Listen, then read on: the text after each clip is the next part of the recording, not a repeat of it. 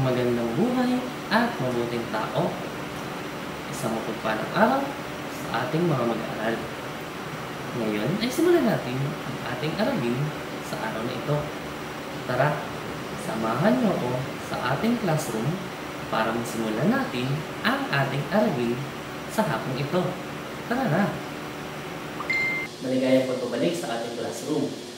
Before we start, let us have a review on the addition or the estimated sum of 5 to 6 digit numbers. So, sagutan muna natin ang mga numbers na to sa ating screen.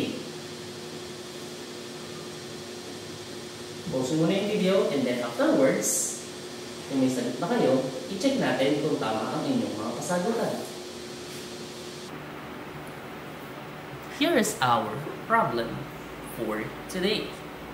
Basahin muna natin ng tahimik and then afterwards ay sasabayan ko kayo. So, i-pause nyo po muna yung video para mabasa nyo ng maayos at maintindihan.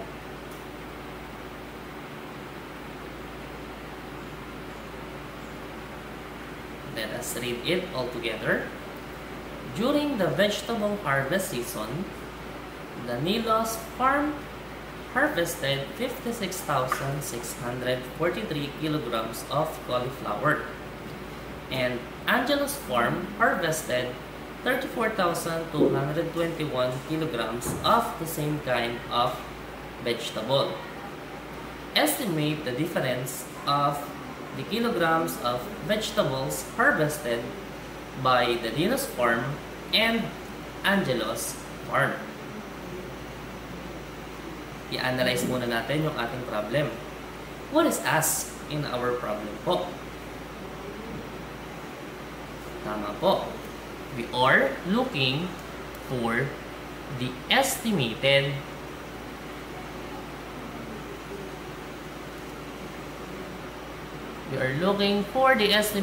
difference of the vegetable harvested by the two farms.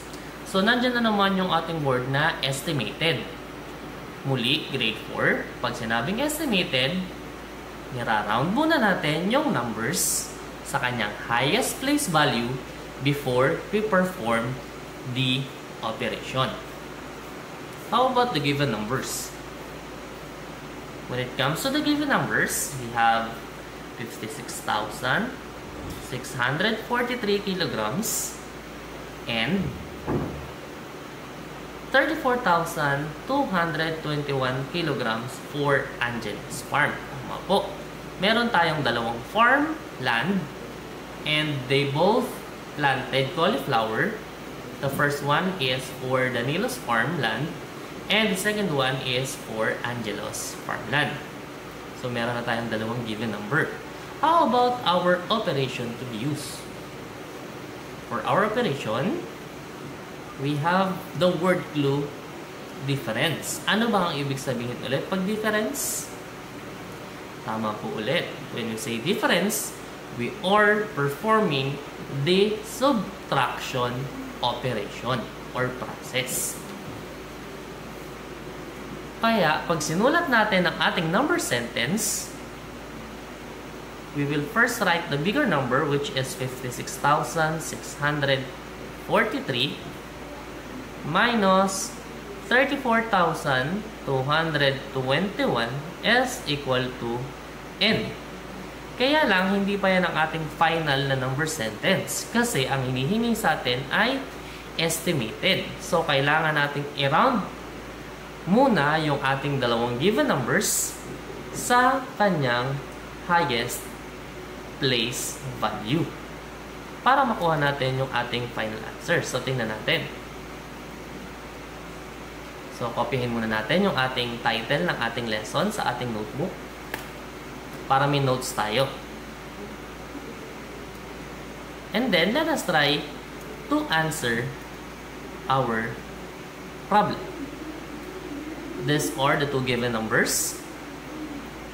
So, muli, in rounding the numbers, we have to identify the highest place value, which is 10 thousandths. And look at the second highest place value. For the first or the minuend, we have 6 as the second highest place value. At kung siya ay 6, ibig sabihin sa ating indicator, 6 is, that is correct, an indicator for round up. So si 5 ay ira-rounded up natin, magpa-plus 1 tayo, magiging siyang 6. And then the rest of the digits will become 0. So let us repeat that process for our subtrahend. So 3, ang indicator natin na number or digit is 4, which is in the thousands place value, ay nasaan? Part, nasa indicator. That is correct. We are in round down. So pag round down ng process, we retain the value of the number, which is 3 10,000s, and the rest will become 0. Kaya yung ating 56,643 ay nag-round up, naging 60,000. And yung ating 34,221 is nag-round down, naging 30,000. So ito na yung ating final number sentence, kaya makakapagsagot na tayo. Now let us perform the subtraction operation. Mas madali kung isusulat natin siya ng naka-column form. So 0 minus 0 is 0. Again, 0 minus 0 is 0. 0, and then 0. 6 minus 3 is 3. The final answer is 30,000 estimated, or 30,000 kilograms is the estimated difference of the cauliflowers harvested by the two farms. So, estimated pa rin na bago lang yung ating operation. Tingnan natin.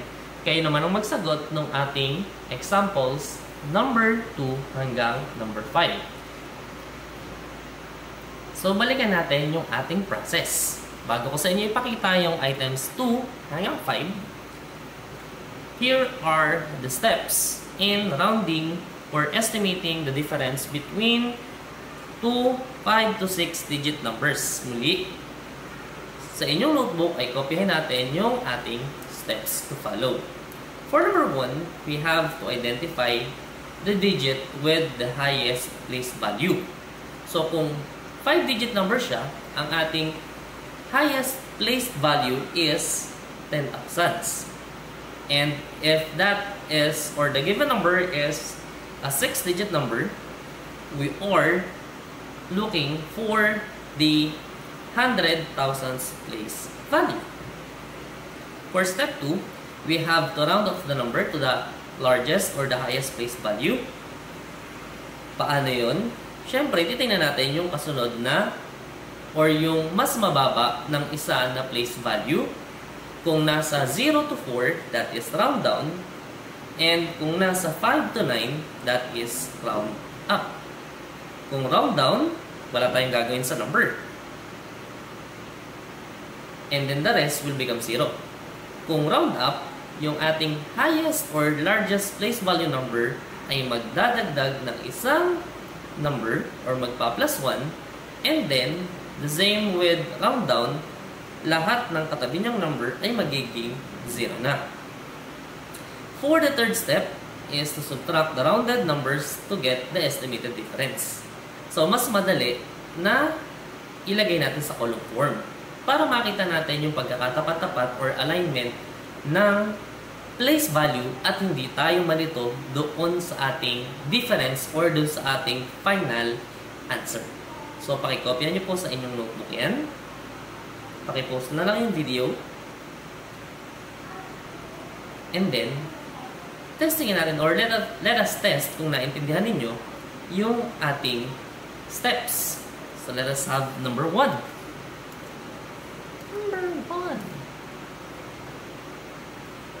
Or sorry, number 2. Number 1 na nga pala kanina. So, number 2, i-post mo na yung video and then try to answer it on your notebook Kung may sagot na kayo, saka nyo po siya i-play. So let us check if your answer is correct. For number 2, the first number is 816,034. So 6-digit number. Our highest place value is 100,000. For the subtrahend, we have 526,133. 100,000 place value na naman. So we have the number 8 and number 5 as the numbers at the highest place value. So para ma-round natin sila, kailangan natin tingnan yung mas mababang place value, which is 10 thousandths. For the minuend, round down. Tama po yun. Kasi 1 lang yung katabi niya. So si 8 ay magiging 8 pa rin. And then the rest is now 0. So minus. For the subtrahend, 2 ang katabi niya. Round down na naman.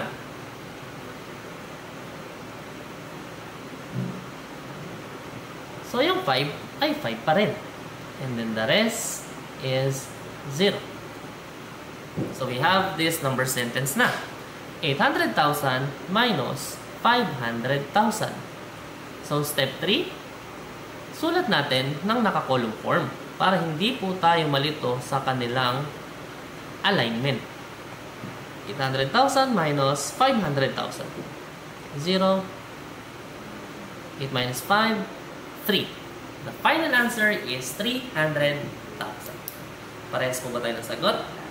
Kung hindi, testingin natin. Baka dun sa pangatlong number ay magkaparehas na tayo ng sagot at maintindihan natin lalo yung ating lesson. Kung tama na, edi very good. Let us proceed. Number 3. Muli, pakipost muna yung video. Kung sagot na, saka nyo po i-play.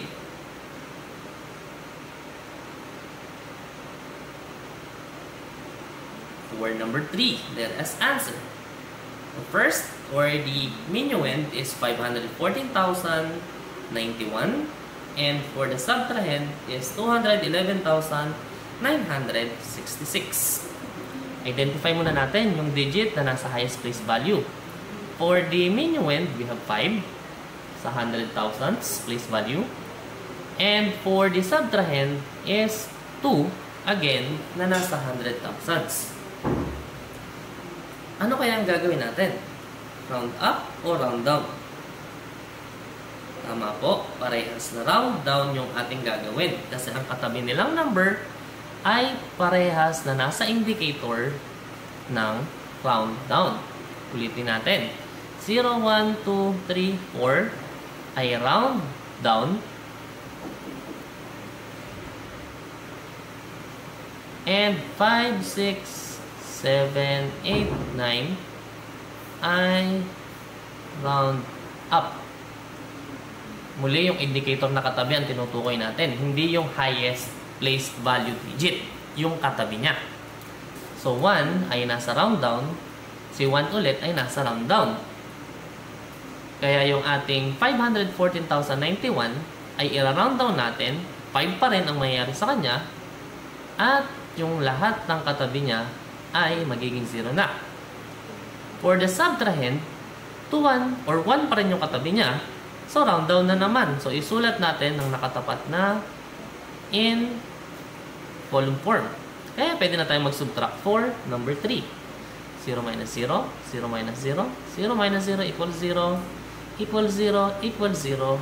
So, ito lang yung nagmamatter sa kanya. Yung highest place value digits lang natin. 5 minus 2 or 5 minus 2 is 3. Comma. The final answer for number 3 is 300,000. Siguro naman, marami-rami na yung tamang sagot natin. Very good. Number 3. Or number 4. Muli, pakipost muna.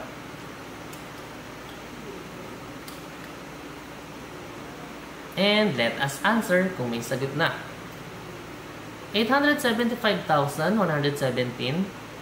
ang ating minuend. At ang ating subtrahend is 231,106. Tingnan natin ngayon ang kanyang katabi na indicator number. For the minuend, 7 ang katabi niya. Nasaan nga ulit si 7?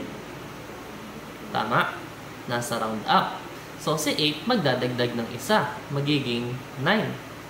And then the rest of the digits will become 0.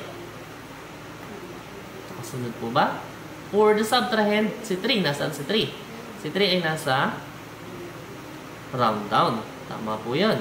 So, si 2 ay mananatiling 2 pa rin. At the rest ng numbers ay magiging 0 na. So, step 3 ay pwede na tayong mag-subtract. 0 minus 0 is 0. 0 minus 0 is 0. 0, 0. And then, 9 minus 2 is 7. The final answer for number 4 is 700,000. Parehas po ba tayo ng sagot? Kung ganon, very good. Last number, bago tayo mag-activity. Final number, for number 5. Pause. Play. O, let us check. Number 5. Ayan, 5-digit number na lang yung ating number 5. So, 10,000 na lang to. So, 5 and 1. And then, titingin po sila sa kanilang kasunod na place value number. So, si 5, ang katabi niya ay 2. So, that is round down. So, magiging siyang 50,000 na lang. At sa 16,500, ang katabi ni 1 ay 6. So, nasaan si 6? That is correct. Nasa round up. So, si 1 ay magiging 2. And then, the rest is 0. Or becomes 0. So, pwede na tayong mag-step 3, which is, pwede na tayong mag-subtract. 0 minus 0 is 0. 0 minus 0 is 0. 0 ulit. 0 ulit. At yung huli, 5 minus 2 is 3. The final answer is 30,000. Very good na naman. So, kung marami na kayong tamang sagot, pwede na tayong mag-activity. So, yung activity po natin ay sasagutan sa papel and then ipapasa natin kapag po may pasok na sa ating paaralan. And pakisagutan po ang ating activity sa papel na pang grade 4. Kung may katanungan po, pwede naman pong i-type sa ating comment section. Maraming salamat at kita-kita tayo grade 4 sa ating face-to-face classes. Hanggang sa muli!